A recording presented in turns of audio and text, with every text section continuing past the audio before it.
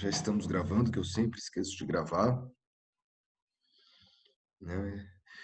Vamos seguir aí, pessoal, com é, a nossa aula de parte especial do Código Penal. Hoje a gente começa com violação de correspondência. Hoje vai ter bastante matéria, vamos falar de bastante crime, mas eu vou falar aí rápido, porque eu sei que vocês estão em semana de prova também, e daí é importante vocês terem tempo para estudar, terem tempo para as outras matérias, né? Vou colocar aqui o nosso slide e agora já vamos começar a aula. Vamos lá. O primeiro crime é a violação de correspondência. Na violação de correspondência, conforme o artigo 151 diz, é devassar indevidamente o conteúdo de correspondência fechada dirigida a outrem. É quando a pessoa ela quer ter acesso ao conteúdo de uma carta, né, de algo que não de algo que foi dirigido a outra pessoa. Vocês sabem que antigamente as pessoas se comunicavam por carta, não existia e-mail, não existia WhatsApp, então as pessoas mandavam cartas umas para as outras.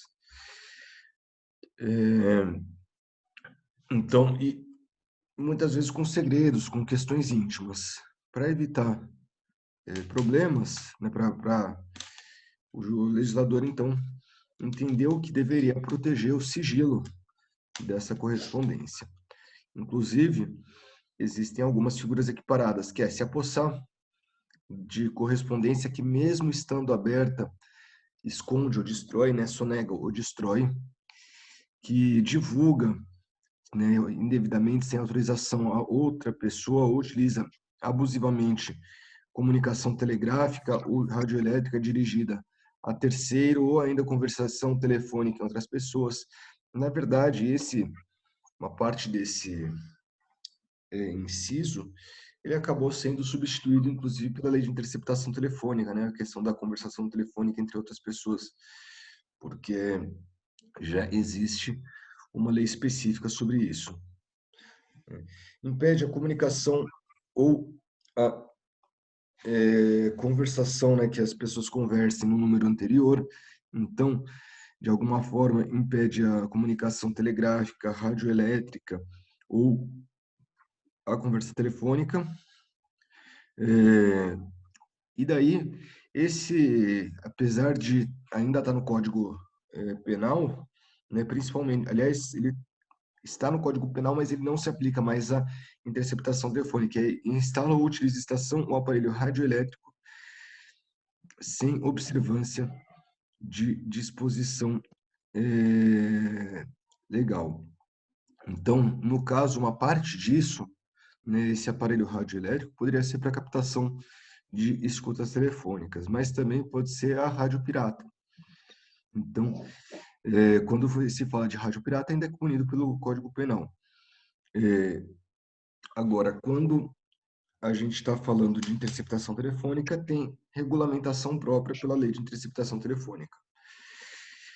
No caso, todas essas condutas, elas somente a pessoa, ela só pode ser processada mediante queixa, se a pessoa que se sentiu, se a vítima, ela representar não, desculpa, ela contratar um advogado e entrar com uma ação penal privada, com uma queixa-crime. Isso daí porque é algo que diz respeito à privacidade da pessoa. Muitas vezes a pessoa não se importa. Imagina só se fosse uma ação penal pública condicionada. É muito comum que marido, esposa, um abra a correspondência do outro, né? E sem vontade de causar nenhum dano, sem vontade de invadir a privacidade. Mas, por exemplo, se chegar aqui uma conta, por exemplo, uma carta do Serasa, no nome da minha esposa, muitas vezes vou olhar, vou falar se ela for demorar para chegar, pode ser que eu abra e ligue para ela, fale, olha, Elaine, chegou aqui uma conta do Serasa, assim, assim, assim, uma notificação do Serasa. É bom você ver o que é. Imagina se isso fosse de ação penal pública condicionada, quanta gente seria processada por devassar a correspondência. Então tem que ser, e ação penal pública, quanta gente ia ser processada. Então, por isso, o legislador entendeu que a conduta, né, somente é punível se a vítima entende que se sentiu lesada, né, sentiu sua privacidade invadida. E é importante a gente ter em mente também que há aumento de pena caso seja cometido por uma pessoa que trabalhe no serviço postal, telegráfico, radioelétrico e telefônico, porque a função dele acaba facilitando o cometimento desses crimes. Por isso que existe essa causa de aumento de pena.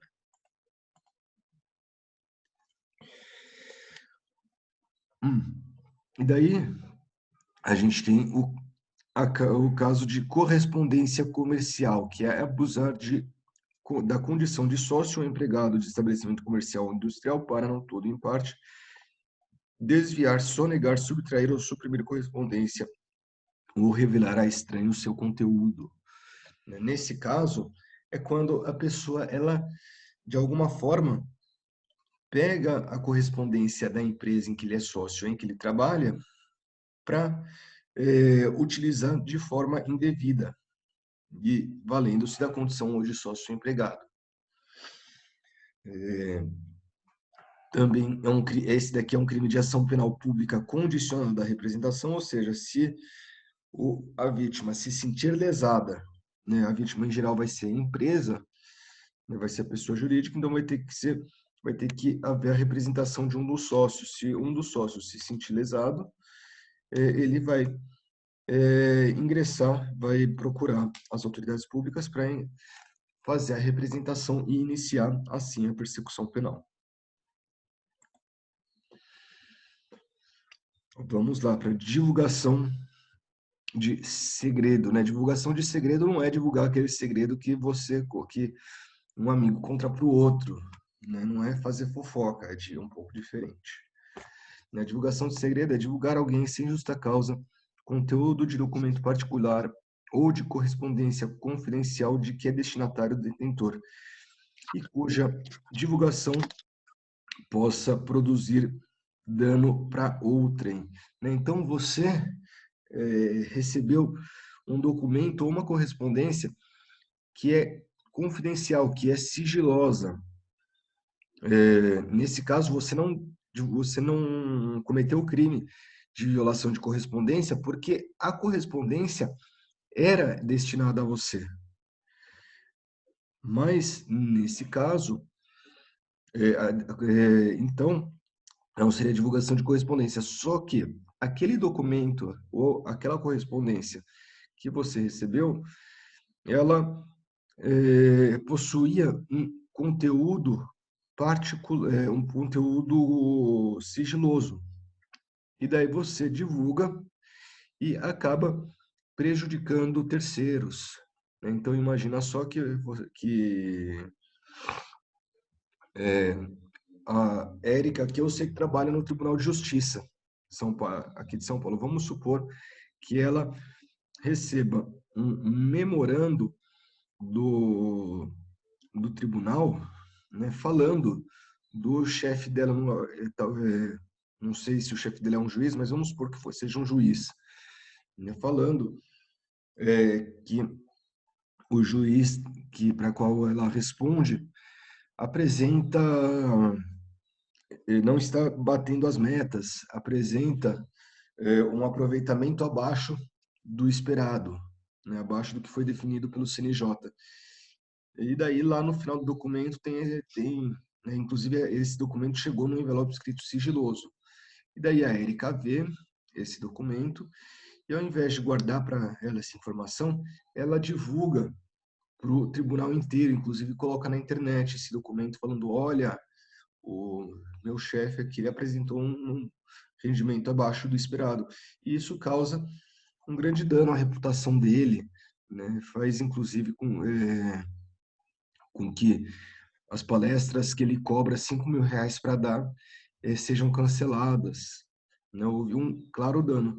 Nesse caso, ela teria cometido esse crime.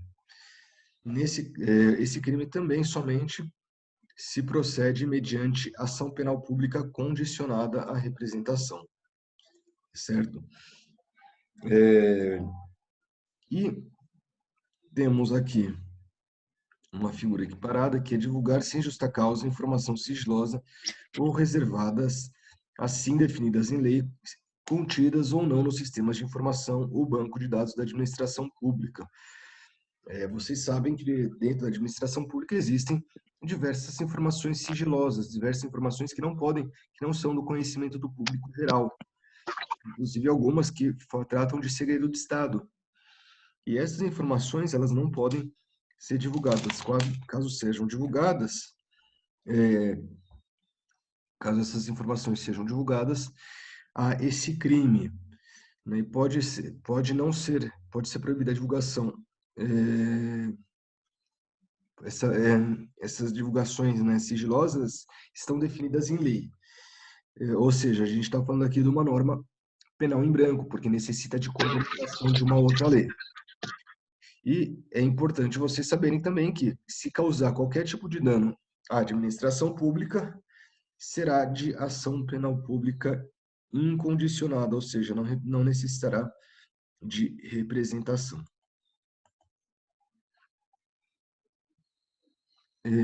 Agora vamos para revelação de segredo profissional.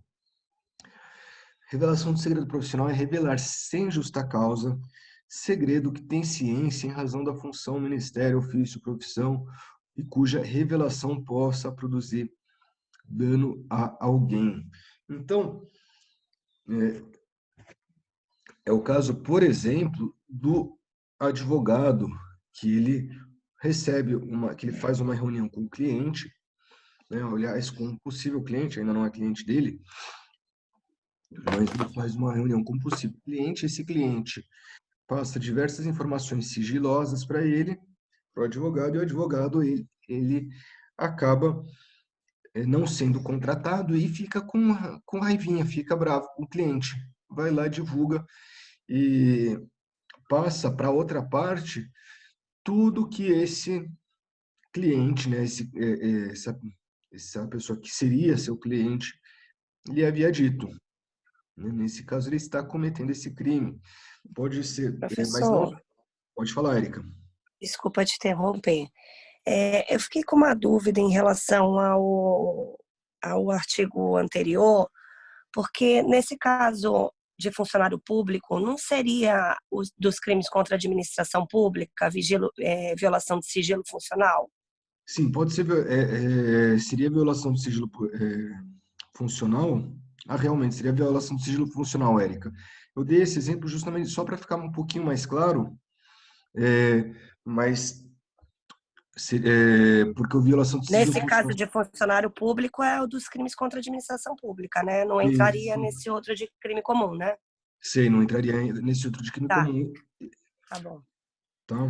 É que eu estava anotando aqui como exemplo, mas na verdade ele não entra nesse exemplo, né? Porque Seria como uma, é. seria uma pessoa que ela não tem função pública, mas ela recebe essa Sim, informação. sim, sim.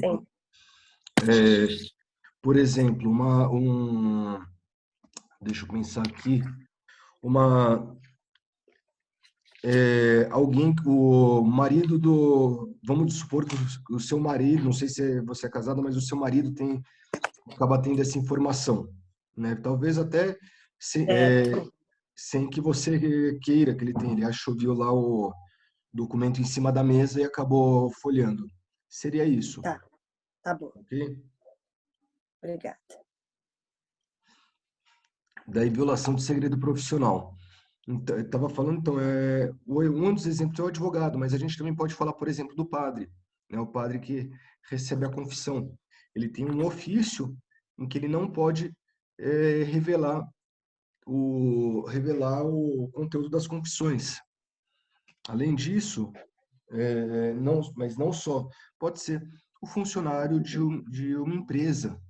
Então, ele ocupa um cargo-chave em que se ele passar qualquer informação, que se ele passar algumas informações que são de interesse da empresa, que são sigilosas, ele vai prejudicar a empresa, pode prejudicar inclusive pessoas dentro da empresa.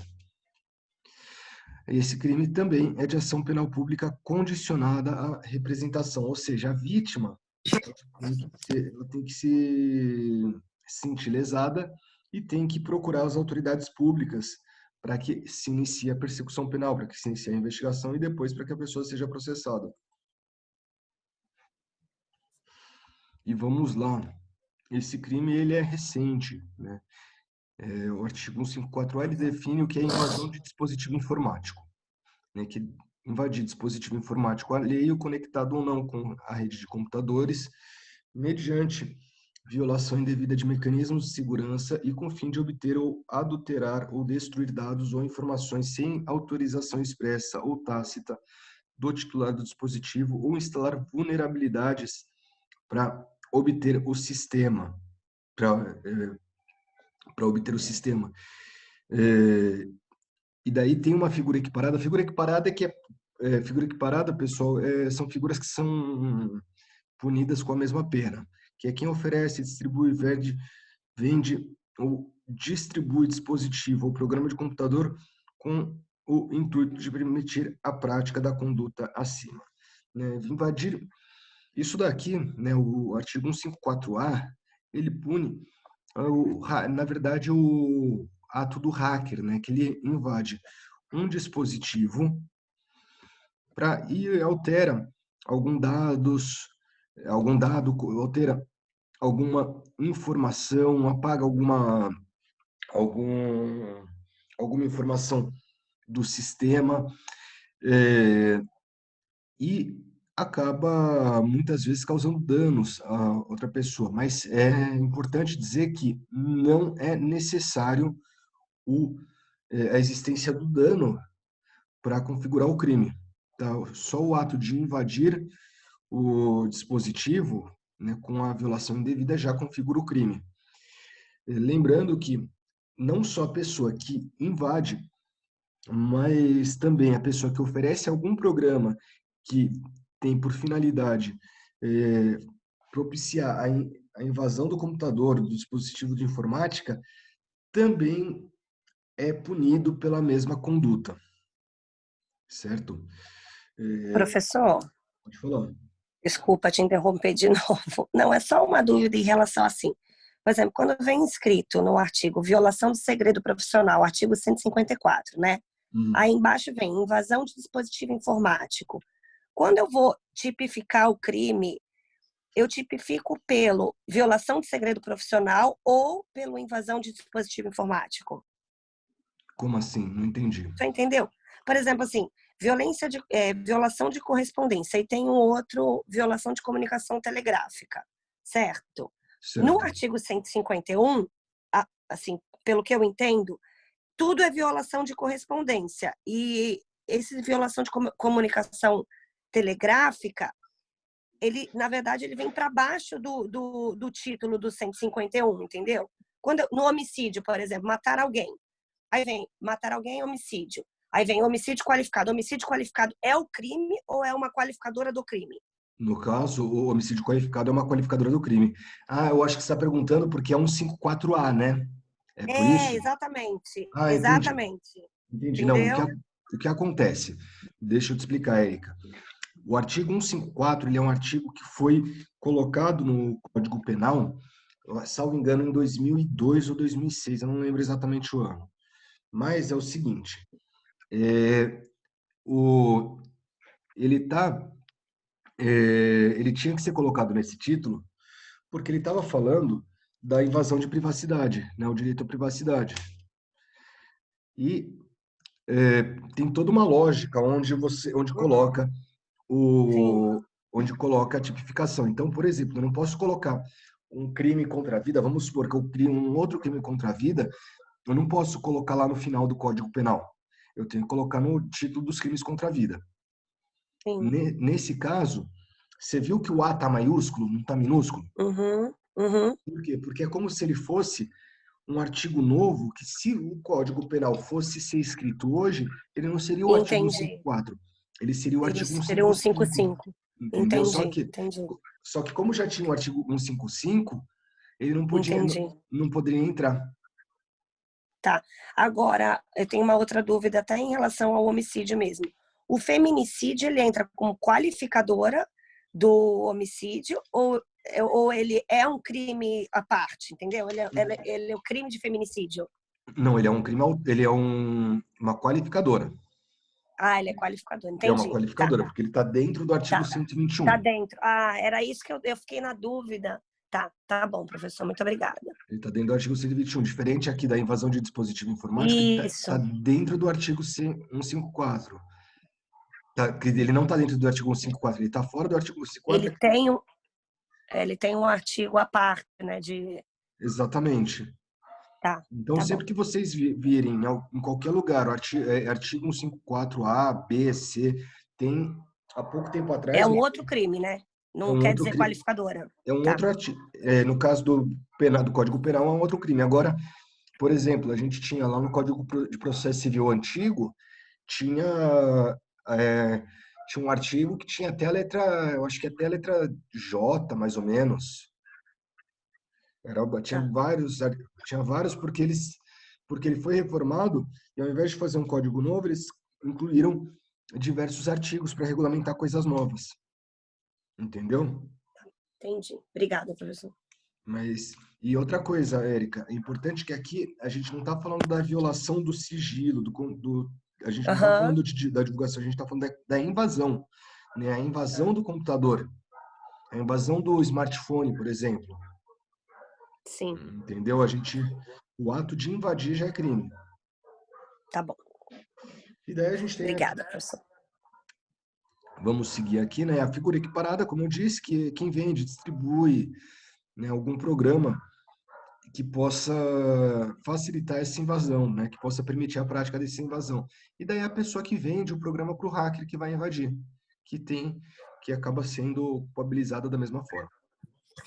E a figura qualificada, né, no qualificador nós temos se a invasão resultar de obtenção de conteúdo de comunicações eletrônicas privadas, segredos comerciais e industriais, informações sigilosas assim definidas por lei, ou o controle remoto não autorizado por dispositivo invadido. Então, vamos supor que um hacker, né, olha o WikiLeaks, né? Vocês lembram do WikiLeaks que invadiu o sistema? No caso do WikiLeaks, eles não invadiram o sistema, né? O Assange já era de dentro do governo. Mas vamos supor que o Assange ele não fosse do governo, de dentro do governo, ele estivesse fora do governo americano, né? E daí conseguiu obter essas informações mediante uma invasão indevida. Nesse caso, ele cometeria esse crime, né? O crime tipificado nessa qualificadora.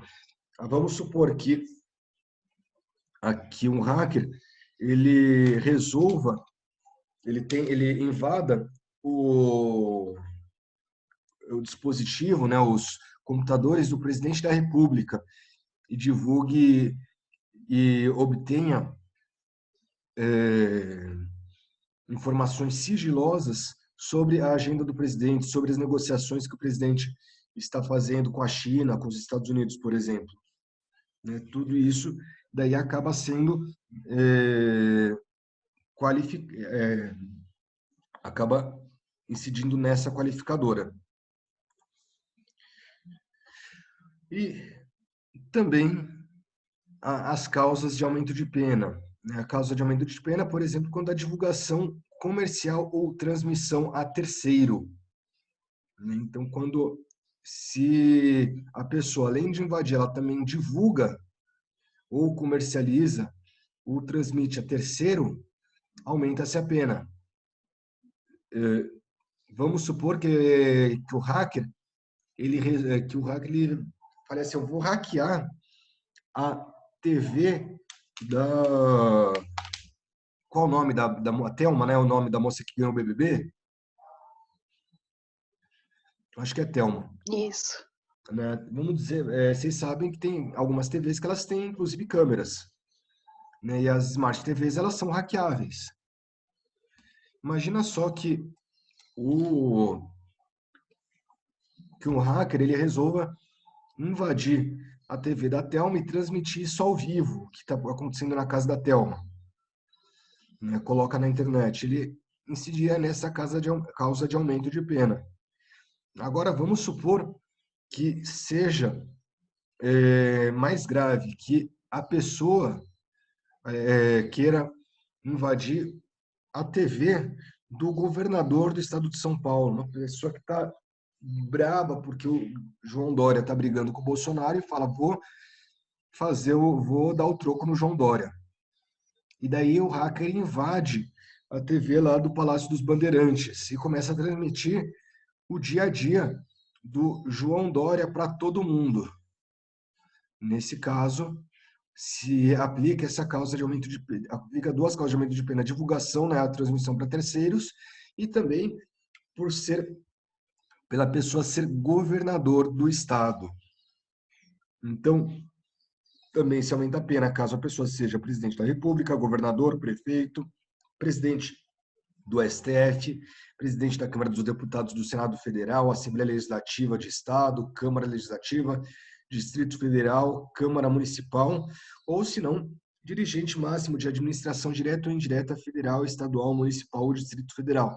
Nesse último caso, por exemplo, a pessoa que é presidente da Sabesp, pessoa que é presidente da Caixa, presidente do Banco Central, algum ministro.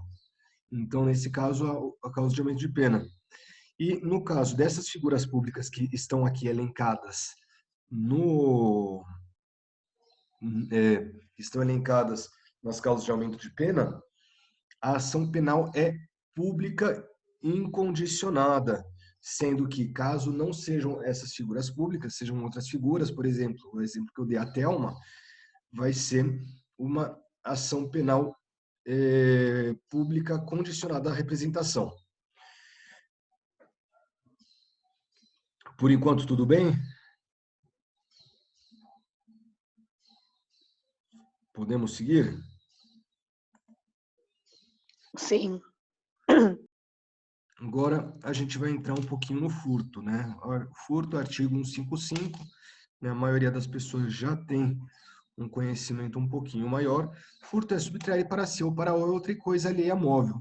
Subtrair é pegar, né? Para si ou para outrem, né? Então, eu posso pegar para mim, eu posso pegar para outra pessoa. Muitas vezes as pessoas falam, mas eu não peguei para mim, eu só ajudei. Quem teve o lucro foi outra pessoa, não tem problema. Cometeu furto, é muito comum isso acontecer em empresas. Então, por exemplo, um diretor de alguma forma, ele quer subtrair um objeto da empresa, ele manda que o seu subordinado faça. Ele passa, por exemplo, ele quer subtrair valores da empresa, antes de passar para a conta dele, para ficar mais difícil de rastrear, ele passa para a conta de um subordinado. Fala, olha, eu estou transferindo para você esse valor, eu quero que você depois transfira para mim. E daí o funcionário, com medo de perder o emprego, faz isso, né? Daí ele fala assim, mas daí depois é feita uma auditoria na empresa e na auditoria chega-se à conclusão que aqueles valores foram transferidos indevidamente. E esse funcionário é processado. Ele fala, mas eu não fiz nada, né? Eu não tive lucro, né? Não fui eu que furtei, quem furtou foi o diretor. Eu só passou pela minha conta porque ele mandou, né? Ele mandou eu fazer. Mas você sabia que isso daí estava errado? Ele sabia que não era para, sabia que estava desviando. Mas e mesmo assim você fez? Fiz, porque ele me mandou fazer. Comete furto. Por quê? Porque é para si ou para outrem. Pode ser tanto em benefício próprio quanto em benefício de um terceiro. Tá? E coisa alheia móvel é todo objeto, todo bem móvel. Por exemplo, um livro, uma cadeira, um carro, um vinho, um quadro, dinheiro, celulares, tudo isso são bens móveis. Tudo que for um bem móvel pode ser objeto de furto. E daí é importante a gente falar aqui, equipara-se também a coisa móvel a energia elétrica ou outra energia que tenha valor econômico. Então, por exemplo, furto de energia elétrica, porque a energia não é um bem móvel, a gente não consegue pegar energia. Aliás, se a gente for tentar pegar energia, vai tomar um choque. Então, o legislador, vendo que tinha muita gente fazendo gato e roubando energia, desculpa, roubando não, furtando energia, ele acabou tipificando essa conduta, falando, ó, quem de alguma forma subtrai a energia também comete furto, certo? Antes de falar de furto privilegiado, vamos falar um pouquinho de furto famélico. O furto famélico, vocês lembram o que é? Alguém lembra o que é?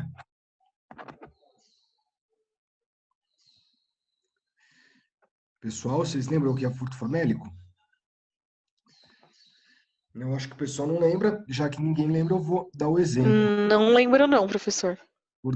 Certo, Náshila. Furto famélico é quando a pessoa furta para sobrevivência, para, por exemplo, matar a fome. Então, é a pessoa que ela vai no mercado e daí ela furta um pacote de bolacha, porque ela está numa situação de extrema vulnerabilidade. É o furto cometido em estado de necessidade, né, em que ela furta para conseguir prover o sustento básico, né? A gente diz famélico porque a gente diz famélico que seria para matar a fome, mas poderia ser, por exemplo, furtar um remédio, que é o remédio que a pessoa ou o filho precisa para sobreviver. Então, vamos supor que uma pessoa que a pessoa tem um filho que está com uma doença grave e precisa tomar um medicamento, precisa tomar um antibiótico e o antibiótico é muito caro. Ela vai à farmácia, não tem dinheiro e daí ao invés dela comprar um medicamento, ela furta, ela de uma maneira ela esconde o medicamento e tenta sair da farmácia com esse medicamento. Nesse caso, trata-se de furto famélico porque estava em estado de necessidade, ela estava furtando para garantir o medicamento para o filho. Entenderam? O furto Mas famélico entra também como privilegiado ou não? não. O furto famélico ele é isento de É pena, Nath. específico. Ele é isento Ah, de pena entendi. por quê? Porque a pessoa comete o crime em estado de necessidade. Você lembra o que acontece quando a pessoa comete o crime em estado de necessidade? Estado de necessidade é Exclusão de licitude. exatamente, Érica. Então, você tira a ilicitude da conduta, porque a conduta ela passa a ser lícita uma vez que era a única forma da pessoa sobreviver. Imagina que algo ilícito você pegar algo para que o seu filho sobreviva, sem aquele remédio, seu filho vai morrer. É ilícito você pegar aquele objeto? É uma conduta socialmente Não, condenável? não. Não é, porque você está falando de um bem jurídico mais importante que a vida. Então, mesmo ocorrendo esse furto, por conta do estado de necessidade, se exclui a ilicitude. Né? É ilícito você. É aquela questão da pessoa que. Quando eu estava na faculdade, o pessoal dava o exemplo das pessoas que furtavam frutas na lavoura do vizinho. Então, pessoas miseráveis, né, muitas vezes andarilhos, mendigos, que chegavam próximo de sítios, de fazendas, e furtavam uma galinha, furtavam uma melancia, furtavam frutas para matar a fome. Né? No caso, é mais importante a questão da fome, matar a fome, do que garantir a propriedade. É mais importante garantir a vida do que a propriedade. Entenderam? Entendi. E daí nós temos também a figura do furto privilegiado, que não é o furto famélico. O furto privilegiado é quando o objeto furtado possui um pequeno valor, né, um valor bem pequeno, que não vai fazer grande diferença para a vítima, e o réu é primário, que a gente também não tem que confundir com. Nossa, me fugiu agora o termo, com quando não se atinge o bem jurídico tutelado, nossa, deu branco, deu branco. Mas vou explicar quando eu lembrar aqui, eu falo para vocês. Então, o furto privilegiado é quando o réu é primário e o objeto é de um valor muito baixo. Princípio da insignificância, professor? Isso, Érica, princípio da insignificância, tinha dado branco. Não se confunde com o princípio da insignificância. O princípio da insignificância é quando o bem jurídico da vítima sequer é atingido com aquele furto. Então, imagina só, Érica, eu tenho, você viu uma caneta, minha caneta, né, uma Bic, em cima da mesa. Né, eu deixei uma caneta em cima da mesa, enquanto estava dando aula. E daí, Érica, você viu aquela caneta e pegou aquela caneta. Você furtou, você queria furtar, inclusive, aquela caneta. O seu objetivo era subtrair para você. Você não pegou sem querer, como a gente sempre faz, de colocar no bolso. Eu de vez em quando chego com caneta no bolso, deixo caneta que estava no meu bolso em algum lugar, mas daí eu não tenho a intenção, daí falta o dolo. Mas você tinha a intenção de pegar aquela caneta. Nesse caso, não atingiu o meu bem jurídico, porque o valor daquela caneta perto do meu patrimônio é insignificante. Então, por conta disso, não existe não se criminaliza porque não